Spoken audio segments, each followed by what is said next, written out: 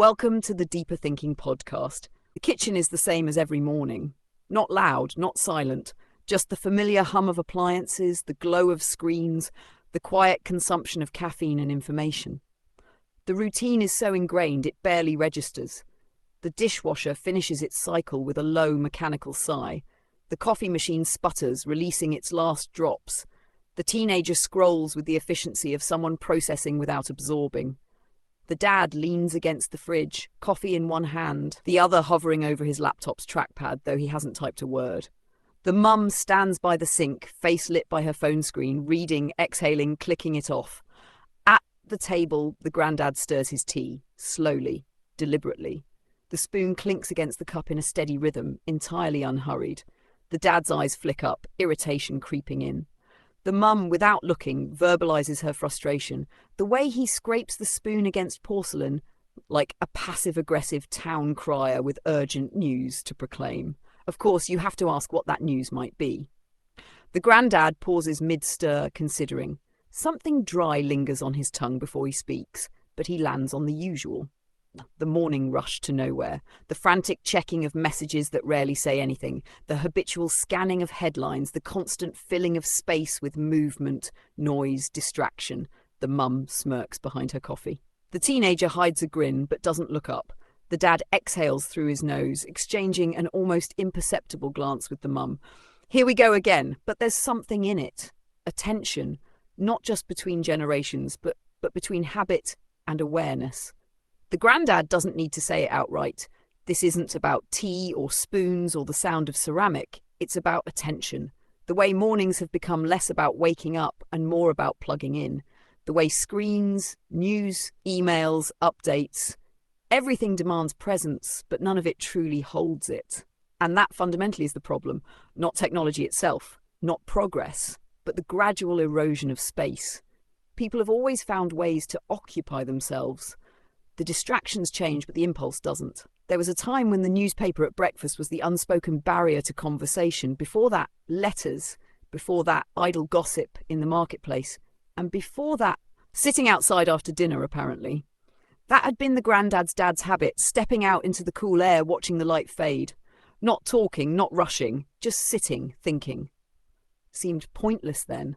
Now, it has the unsettling ring of wisdom, although the mum sees it differently, a different kind of recollection. Less a quiet ritual, more a practical exile. Because he wasn't allowed to smoke in the house after setting fire to the carpet. Silence. A beat.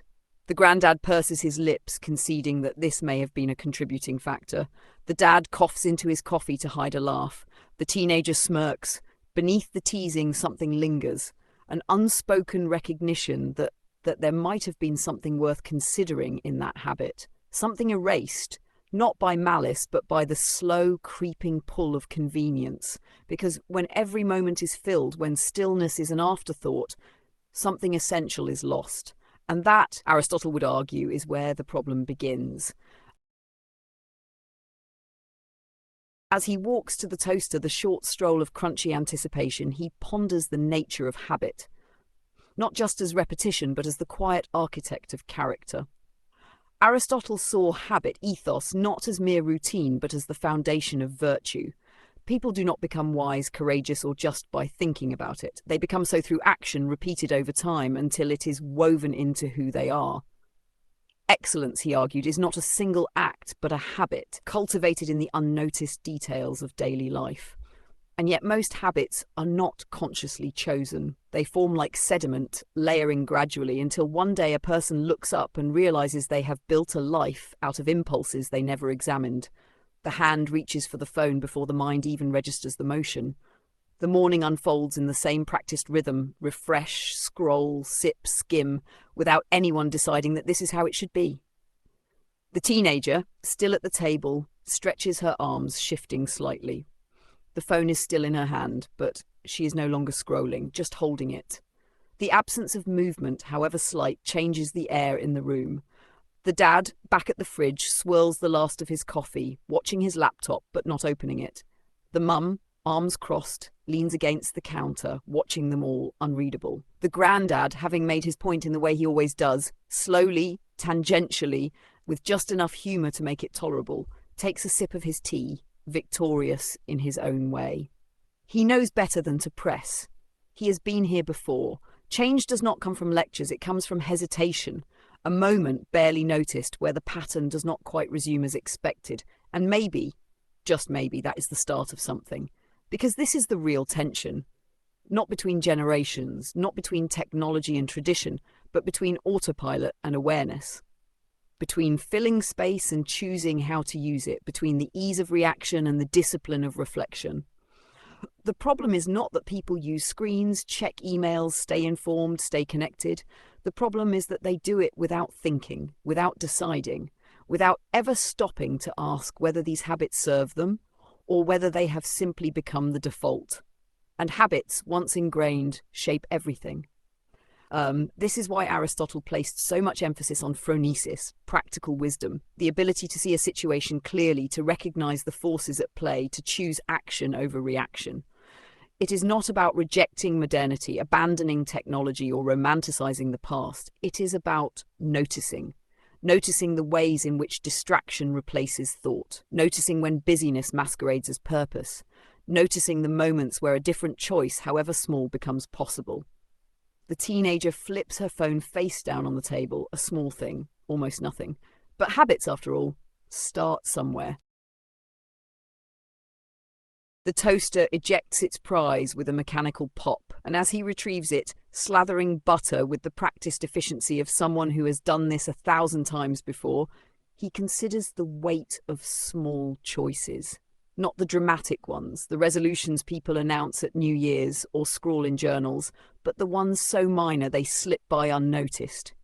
The decision to check an email before breakfast, the instinct to fill every pause with noise, the habit of glancing at a screen instead of sitting in silence. It is not a question of willpower nor of moral failing, it is simply the way the mind works. People become what they repeatedly do. It has always been this way. The distractions change, but the pattern does not.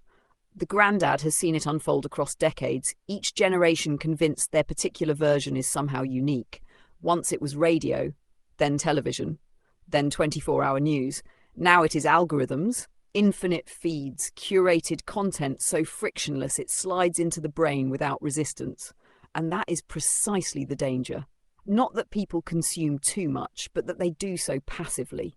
That they mistake awareness for understanding, exposure for engagement, that they believe they have considered something simply because they have seen it.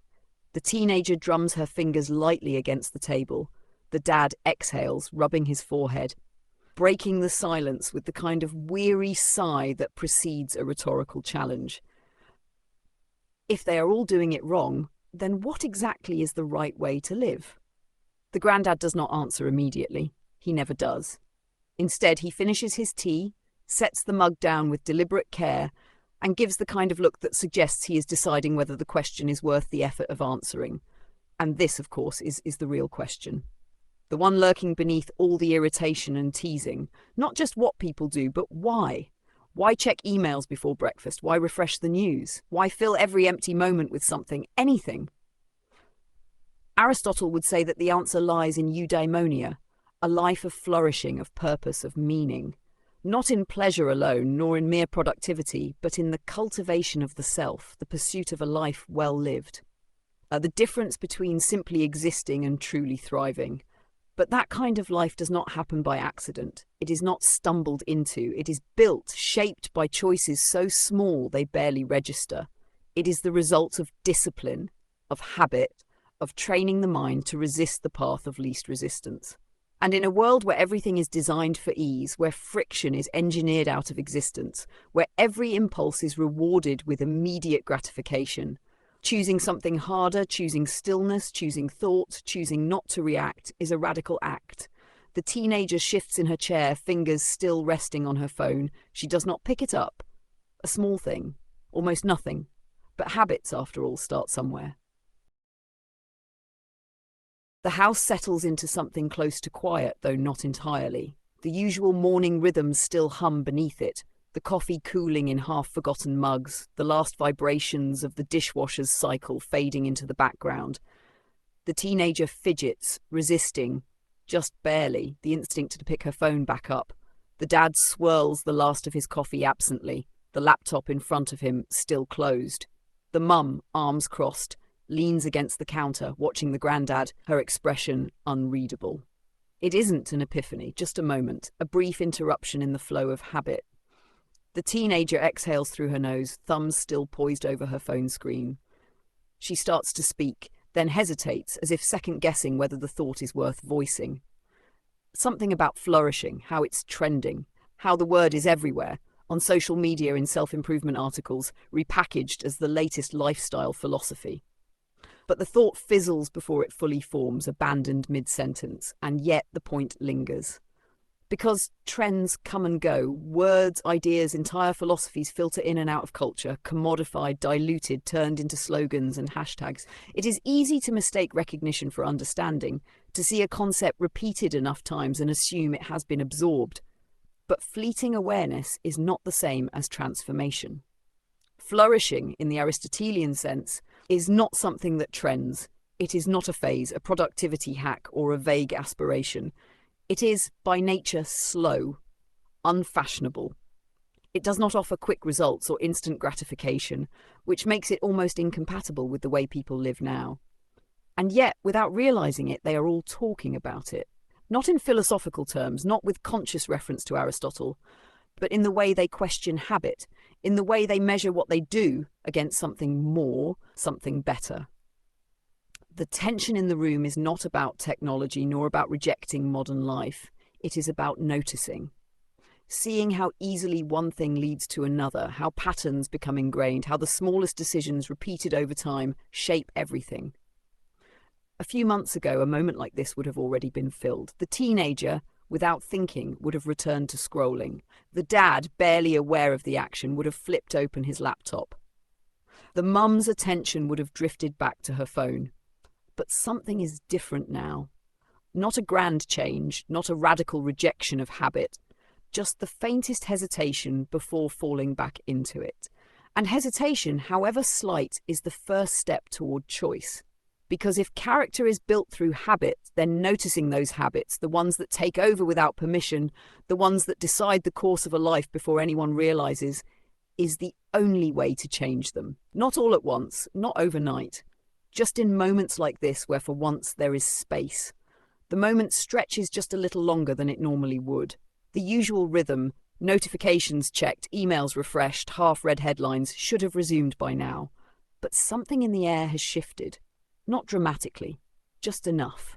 No one announces a resolution. No one declares that they will start living differently. But habits do not change with declarations.